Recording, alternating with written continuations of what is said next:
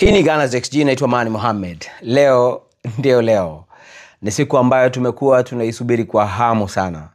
Tangu kutoka kwa ile ratiba ya robo finali ya kombe la mabingwa wa Ulaya.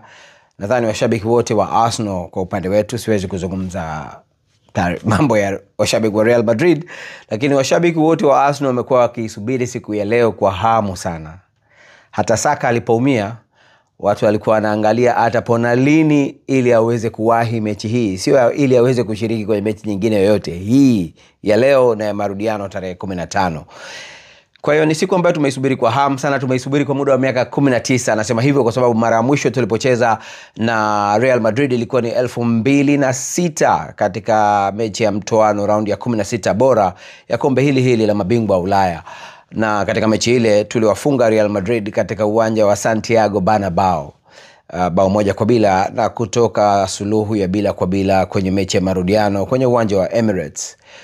Wakati ule ilikuwa ni mechi ambayo uwanjani ilijaa masuperstar, wachezaji kama Thierry Henry, Robert Pires pamoja na Patrick Vieira kwa upande wa Arsenal, na Cesc Fabregas kama sikosea alishiriki kwenye mechi ile. Lakini kwa upande wa Real Madrid walikuwepo kama mtu kama Ronaldo R9, De Lima, Zinedine Zidane, Roberto Carlos na wengine wengi, David Beckham. Ilikuwa ni mechi ambayo hakuna alitegemea Arsenal itafanya ilichokifanya, lakini ilifanya hivyo. Leo tunazungumzia Arsenal na Real Madrid tofauti kabisa. Wale wote waliocheza mechi ile hawapo. Kwa hiyo ni mechi tofauti kabisa, na mechi ile haina athari yoyote kimatokeo kwenye kile ambacho tunakitarajia siku ya leo. Kwa hiyo tunaingia moja kwa moja kwenye mapitio kabla ya mechi ya leo.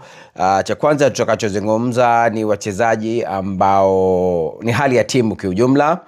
Real Madrid ilikuwa na mashaka yake. Wachezaji Antonio Rudiger, Kylian Mbappe, Dani Ceballos na Vini Jr. walikuwa wameshtakiwa baada ya yale yaliyotokea kwenye mechi ya round ya 16 bora katika Madrid Derby dhidi ya Atletico Madrid, ambapo Real Madrid ilishinda kwa mikwaju ya penalty, ambapo walipata bahati sana baada ya mchezaji wa Atletico kupiga mpira mara mbili kwenye penalty, na ile penalty ikafutwa japokuwa mpira ulikwenda wavuni. Kwa hiyo zilitokea vurumai na wameshtakiwa wachezaji hawa ambao wamepatikana na hatia wote wanne. Hapa na watatu kati ya wanne hao wamefungiwa mechi moja, lakini ni suspended sentence, kwa maana ya kwamba hawahitaji kukitumikia kifungo hicho ndani ya mwaka mzima, mpaka iwapo watafanya kosa jingine ndio watatumikia kifungo hicho. Halafu vile vile wamepigwa fine 40,000 euro 40,000 na wengine 50,000 kati ya hao. Ni adhabu ambayo ni kichekesho kwa sababu especially when it comes to fine, mi kila siku wanasema footballers unapowapiga fine ni kichekesho. Yani nasema vyama vya soka, in this case UEFA, wametaka kuonekana kwamba wamewaadhibu kwa vile walioyafanya ni makosa. Hawakutaka kuwaadhibu, kwa sababu unampiga fine Kylian Mbappe euro 50,000, mshahara wake wa wiki ni $500,000. Yani kweli ni adhabu kwake, kwa sababu lengo la fine ni kumwadhibu mchezaji. Sasa unamwadhibu kitu ambacho unamuondelea karanga moja kwenye sahani nzima, alafu unasema umemwadhibu. Kwa hiyo si adhabu kiukweli, japokuwa walikuwa na hatia. Lakini mimi nimefurahi kwamba hawakuadhibiwa, kwa sababu tungeifunga Real Madrid bila wote wanne hawa, yani Mbappe, Rudiger, Ceballos, na Ceballos ameumia anyway. Kwa hiyo whether angeadhibiwa au hajaadhibiwa hashiriki kwenye mchezo huu, na Vini Jr. Then tungeliambiwa tumeifunga Real Madrid iliyodhoofika. Kwa hiyo nimefurahi kwamba mimi nitafurahi tuifunge Real Madrid ikiwa imetimia, sio ikiwa imedhoofika. Kwa hiyo ndo hali, na hivyo wote watatu kati ya wanne hawa, mmoja kutokana na majeruhi, watashiriki kwenye mchezo wa siku ya leo. Sasa kwa upande wa majeruhi, Arsenal kama kawaida tuna majeruhi wetu 5 ambao tunajua kwamba 4 kati ya 5 hao hawatarudi tena msimu huu. Nao ni Gabi Jesus, Takehiro Tomiyasu, Kai Havertz pamoja na Gabi Magalhaes. Na kwa upande na vile vile Ricardo Calafiori ni short term injury, lakini mechi ya kesho imekuja mapema sana kwake, kwa hiyo hata shiriki katika mchezo huu. Kwa upande wa Real Madrid, wao wana majeruhi 4, nao ni Ferland Mendy, Dani Carvajal, Eder Militao na Dani Ceballos. Timu zote mbili zina suspended player mmoja, wachezaji waliofungiwa baada ya kukusanya kadi za manjano za kutosha za kufungiwa. Kwa upande wa Arsenal ni Raheem Sterling, na kwa upande wa Real Madrid ni Aurelien Tchouameni. Kwa hiyo Madrid na wakosa wachezaji 5, Arsenal wakosa wachezaji wake 6. Tukiondoka kwenye swala la majeruhi, tunaingia kwenye uchambuzi kitakwimu. Zaidi tutazungumza nafasi yetu ya kuifunga Madrid katika mechi hii ya leo, badala ya kuichambua kwenye balance. Hii ni channel ya Arsenal, kwa hiyo tunaangalia ya upande wetu zaidi. Bila upendeleo, hatumaanishi kwamba tunajipendelea, bali tunaangalia nini Arsenal inahitaji ili kupata ushindi, au kuna uwezekano gani au yepi yatapelekea Arsenal kupata ushindi. Bado naamini kwamba kuna possibility, kuna uwezekano wa kushinda, kwa maana ya kwamba kwenye uwanja chochote kinaweza kutokea, na Arsenal ikiwa katika mchezo wake bora kabisa, basi naamini inaweza kuifunga timu yoyote. Kiujumla mpaka sasa hivi, pamoja na ukali na uhodari na individual ability ya wachezaji wa Real Madrid, abilities za wachezaji wa Real Madrid kuwa juu, Arsenal imefanya vizuri kuliko Real Madrid kwenye Champions League so far. Kwa mfano, Arsenal imemaliza kwenye makundi ikiwa nafasi ya 3. Real Madrid imekwenda kwenye mechi za mtoano, kwa maana ya kwamba ilimaliza kwenye nafasi sijui ya 12 kama sikosei. Kwa hiyo ilimaliza chini kidogo, kwa hiyo haikufanya vizuri kwenye hatua ya makundi. Vile vile kwenye hatua ya makundi, pamoja na zile mechi 2 za marudiano, Real Madrid imeconcede magoli 19, Arsenal imeconcede magoli 6 tu. Kwa hiyo kuna tofauti kubwa sana katika performance za mwaka huu so far. Lakini kiujumla, katika swala zima la ushambuliaji, kama tulivyotarajia, Real Madrid inafanya vizuri. Kwa mfano, average expected goal, average XG ya Real Madrid so far per game ni 2.0. Ni very high XG. Arsenal ina 1.84. Kwa hiyo upande wa attacking Real Madrid inatisha, lakini upande wa XG ya defense, ambapo XG walio concede, Arsenal imeconcede 0.82, the lowest XG kwenye La Liga na kwenye Premier League. Huku XGA, I mean not XG, XG defense. Na kwa upande wa Real Madrid imeconcede 1.02, ambapo hivyo kiujumla hizi takwimu mbili zinaonyesha kwamba Real Madrid ni kali katika mashambulizi na Arsenal ina defense yani defense nzuri sana. Tukiangalia vile vile field tilt, Arsenal ina advantage ndogo kiasi, kwa sababu field tilt Real Madrid ina 60. Field tilt, tunapozungumza field tilt tunazungumza ile asilimia ya umiliki wa mpira na idadi ya touches ambazo zimekuwa completed katika final third. Ni kiasi gani mnalishambulia lango. Field tilt ya Arsenal ni 64%. Pamoja na uhodari wa Madrid, Arsenal ina higher field tilt kuliko Real Madrid. Real Madrid ina asilimia 60 tu. Kwa hiyo tumezidi kama asilimia 4 hivi. Kwa upande wa goals conceded, kiujumla katika season so far Real Madrid imeconcede magoli mengi sana, mabao 61 mpaka sasa hivi kwenye mashindano yote, huku Arsenal ikiwa imeconcede mabao 46. Kwa hiyo another point inayoonyesha kwamba Arsenal ina very strong defense. Japokuwa sasa hivi tunaweza kusema kiasi fulani defense imedhoofika kutokana na kuondoka kwa Gabriel, lakini na vile vile unaweza kusema hivyo kwa upande wa Real Madrid defense imedhoofika kwa sababu hayupo Eder Militao, Dani Carvajal na Ferland Mendy.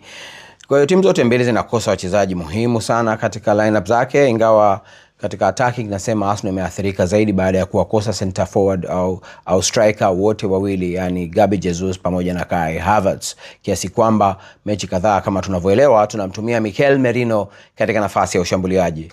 Kwa mtazamo huu, Arsenal ina nafasi kubwa sana ya kupata mabao, lakini ina kazi ngumu sana ya kuzuia Real Madrid isifunge.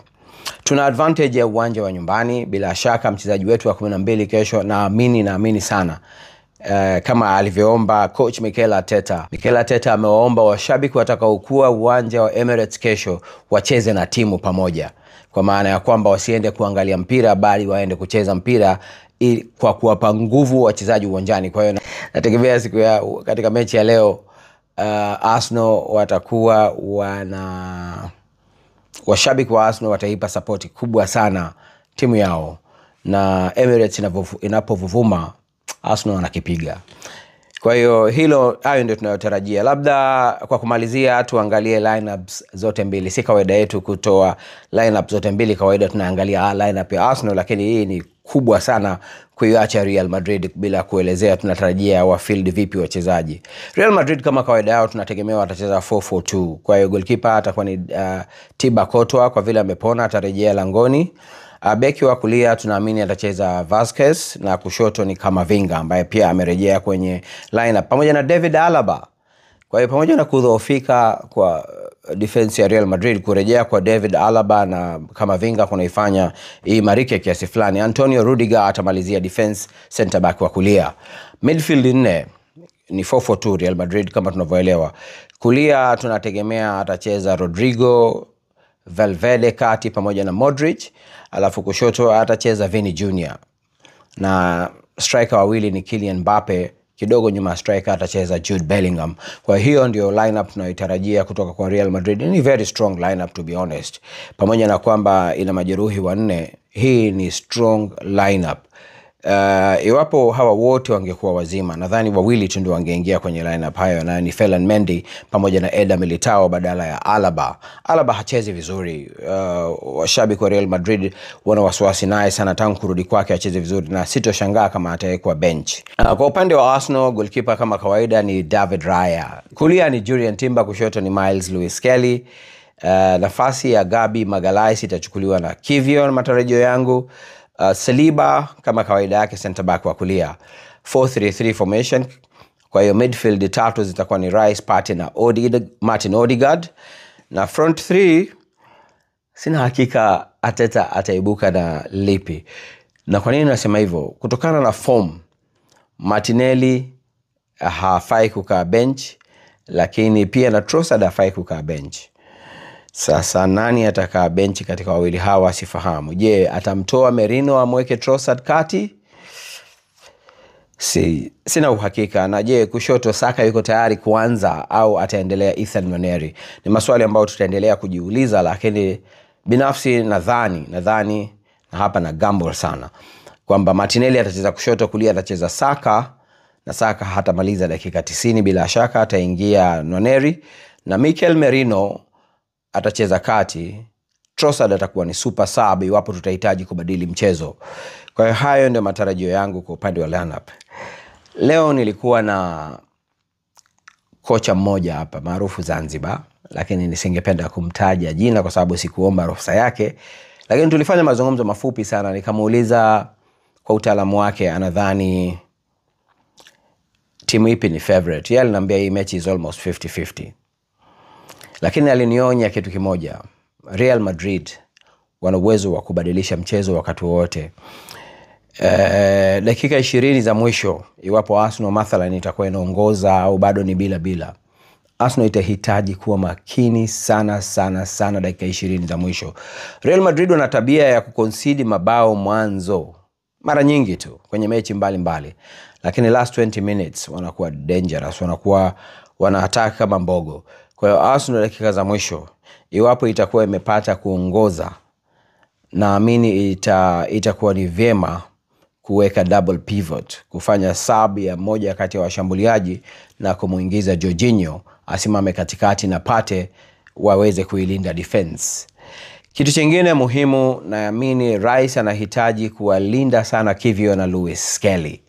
Pamoja na kwamba yeye ni box to box midfield, dakika 20-25 za mwanzo Rice awe makini sana kusimama mbele yao, huku Partey akisimama katikati au akibezi upande wa kulia zaidi. Kwa sababu Skelly ni mdogo, Lewis Skelly ni inexperienced. Mimi sina ule mtazamo kwamba Lewis Skelly ana matatizo, kwa sababu kila nikichambua matatizo yote yaliyomkuta Lewis Skelly si makosa yake. Penalty ya juzi, mimi siamini kama ilikuwa ni penalty. Red card moja ilifutwa. Red card ile nyingine ambayo haikufutwa naamini ambayo ilikuwa ni ya West Ham United, Mohamed Kudus alimsukuma mwanzo Skelly, baada ya Skelly kutoka kwenye reli naye akaamua kucheza rafu. Kwa hiyo zote ni controversial decisions ambazo zinafanya tudhani kwamba Lewis Skelly ni a bit careless kind of defender. Mimi siamini hilo. He is very skillful, hasa on the ball. na he can hold himself defensively as well, lakini lack of experience atahitaji kupewa dakika 20 za kuangaliwa. Baada ya hapo Rice ana uhuru wa kucheza box to box. Kwa hiyo hayo ni maoni yangu. Arteta atapanga ambayo anadhani ni sahihi, lakini all in all kesho tunahitaji ushindi mkubwa, ushindi usiopungua tofauti ya magoli mawili, ndio utatupa nafasi ya kwenda Santiago Bernabeu na matumaini. Bila ushindi wa tofauti ya magoli mawili, yani 2-2 au 3-1 au 4-2 whatever, minimum magoli mawili tofauti, then we stand a good chance kwenda kupambana vizuri kwenye uwanja wa ugenini. Naitwa Mani Mohamed. Tafadhali sana subscribe kama bado hujafanya hivyo. Tukutane tena siku nyingine, hasa kwenye hili mara baada ya mechi. Vile vile nakumbushia ule mkutano wetu saa 10:15 Forodhani, katikati kwenye lile jengo la katikati ya Forodhani, bustani ya Forodhani, siku ya Jumatano mara baada ya mechi ya Madrid. Kwa hiyo tarehe itakuwa nadhani ni tarehe 9. Yes, tarehe 9. Kwa hiyo kwa wale ambao watapata nafasi ya kuja, tutakutana na kufanya lolote ambalo tutapanga kulifanya wakati huo. Hakutakuwa na mengi, tutakaa muda mrefu, hakutakuwa na makubwa. Kwa hiyo kama una nafasi njoo, tutafurahi zaidi ukivaa jezi ya Arsenal. Kwa hiyo kwa wale ambao tutakutana Forodhani, tukutane Forodhani, wengine tutakutana tena mara baada ya mechi.